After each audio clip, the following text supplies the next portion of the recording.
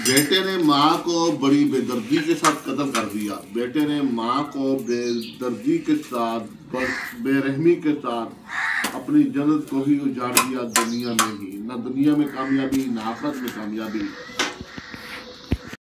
बिस्मिल्लाहिर्रहमानिर्रहीम। अस्सलाम वालेकुम। कैसे हैं व्यूअर्स? उम्मीद है आप सब खैरियत से होंगे। जहाँ कहीं हैं अल्लाह आपको खुशियाँ दे, सलामती दे, दुनिया और आखिरत की कामयाबी दे और आसानियत फरमाए। जो इस दुनिया फानी से जा चुके अल्लाह रब्बुल इज्जत उनकी मग़फ़िरत फरमाए, दर्जात बुलंद करे, वर्षा को सब्र जमील अता करे, इसका नेमत बदल दुनिया में अच्छा दे, आखिरत में भी अच्छा दे। जो बीमार है अल्लाह रब्बुल इज्जत उन्हें खुसूसी शिफा अता फरमाए, खुसूसी शिफा अता फरमाए। जिनके औलाद नहीं अल्लाह रब्बुल इज्जत उन्हें नेक साले औलाद अता फरमाए। जो रिश्तों के तलबगार है अल्लाह रब्बुल इज्जत उन्हें भी नेक साले रिश्ते अता फरमाए। अपने फजल की रहमत से उनके नसीब अच्छे करे, तमाम बेटी बेटों के, बहन भाइयों के नसीब अच्छे करें अल्लाह रब्बुल इज्जत, हम सबके नसीब अच्छे करें।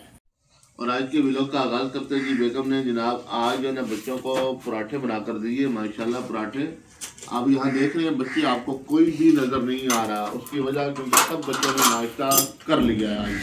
आज ज़रा जल्दी नाश्ता कर लिया उन्होंने, क्योंकि अब पहले ये होता था कि अपना आज थोड़ा सा लेट उठे, यानी कि नमाज तो पढ़ लिया अल्हम्दुलिल्लाह, सारों नमाज पढ़ ली और उसके बाद ज़िक्र अज़कार जो करते हैं उनमें सबसे पहले अहम होता है ज़िक्र अज़कार।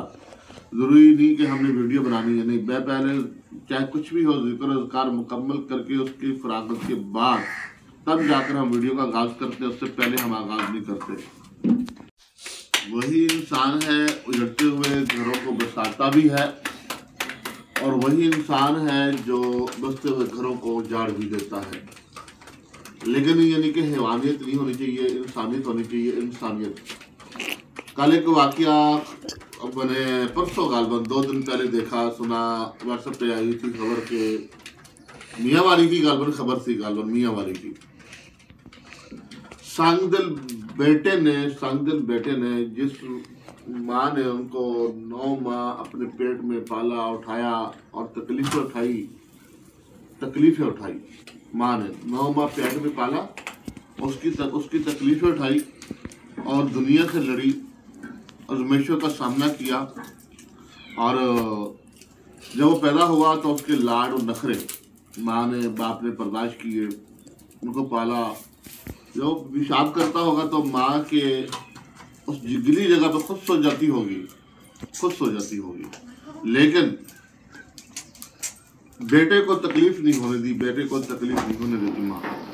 और वही बेटे ने जब वो चलने के काबिल नहीं था, छोटा था, पखाना करता, उसकी माँ उसको साफ करती, नहलाती, तैयारी कराती और अच्छे अच्छे कपड़े पहनाती, उनको अच्छे अच्छे कपड़े पहनाती, ताकि ये मेरा बेटा बड़ा होकर हमारा ये फ़ख्र है, नाज है। होता भी है माँ को, कि माँ को बड़ा फ़ख्र होता है अपनी औलाद पे, बेटे पे। तो उस सांगदिल बेटे ने अपनी माँ को ही कत्ल कर डाला। इन्ना लिल्लाहि व इन्ना इलैहि राजिऊन। बेटे ने माँ को बड़ी बेदर्दी के साथ कत्ल कर दिया। बेटे ने माँ को बेदर्दी के साथ, बेरहमी के साथ अपनी जन्नत को ही उजाड़ दिया दुनिया में ही। न दुनिया में कामयाबी, न आखिरत में कामयाबी। और उस माँ को कत्ल क्यों किया उस बंदे ने? लेकिन उससे पहले जरा माँ की अजमत पे मैं बात करता हूँ। माँ के कदमों के नीचे जन्नत है। माँ के कदमों के नीचे जन्नत है। जिसने माँ को राज़ी किया तो अल्लाह भी राज़ी उस पर। जब माँ राज़ी नहीं तो फिर अल्लाह कैसे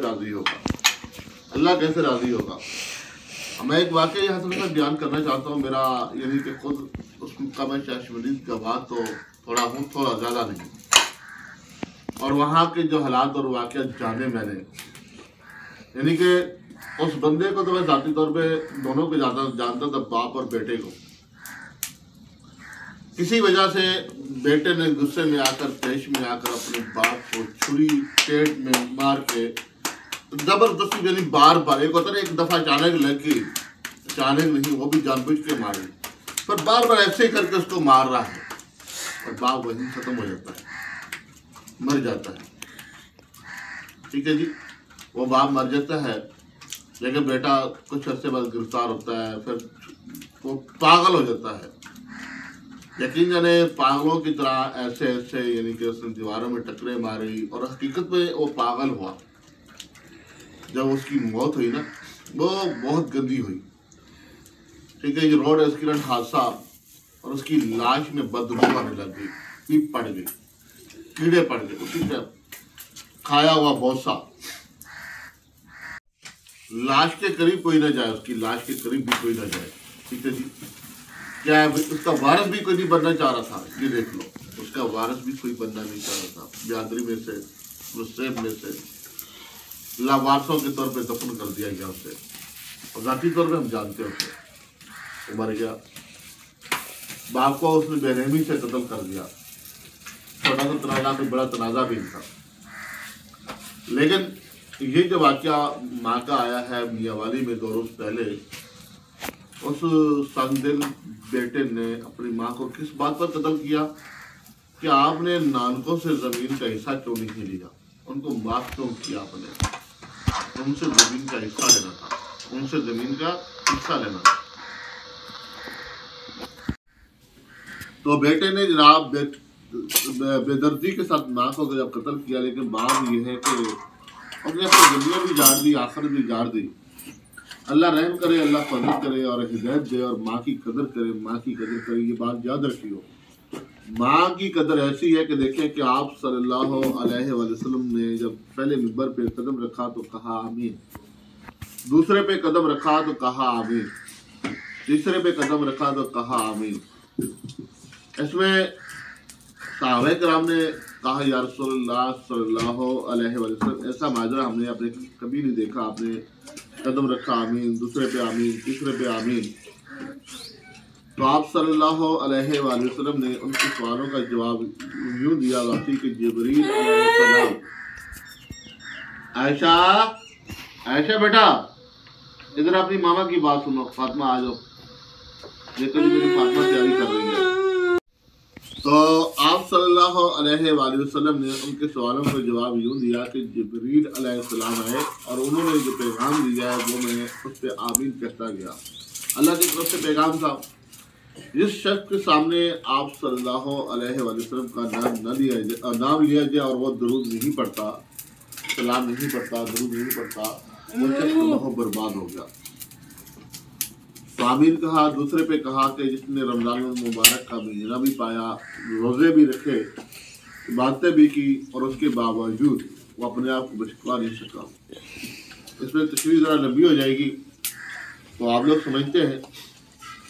और तीसरा जो था, मैं ख़ासतौर पे जो माँ के हवाले से बात कर रहा हूँ, वो ये कि जिसने अपनी ज़िंदगी में वालिदैन को बुढ़ापे की हालत में पाया, बुढ़ापे की हालत में पाया और उनकी खिदमत भी